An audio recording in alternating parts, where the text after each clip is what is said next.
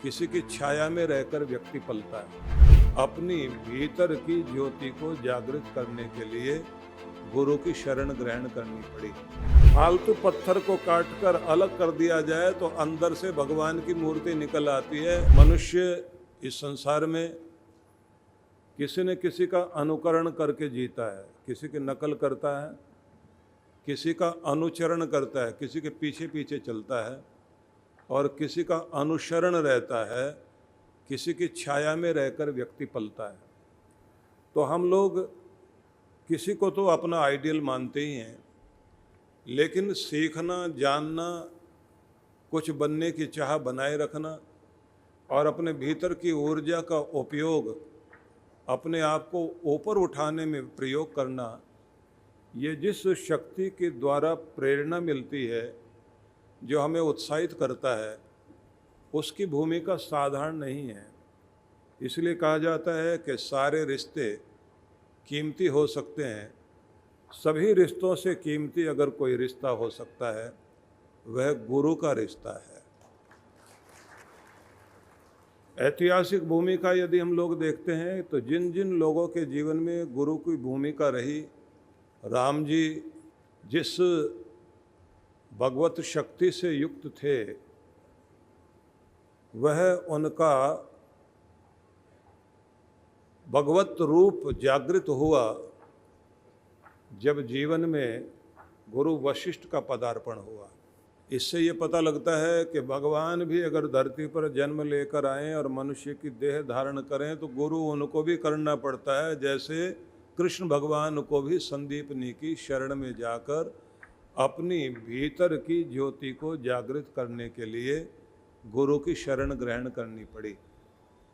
महाराष्ट्र की धरती से जिस एक महान व्यक्तित्व का उदय हुआ, जब लोग गुलामी के कालखंड में अपने आप को कमज़ोर अनुभव कर रहे थे, तब एक शक्ति का उदय हुआ।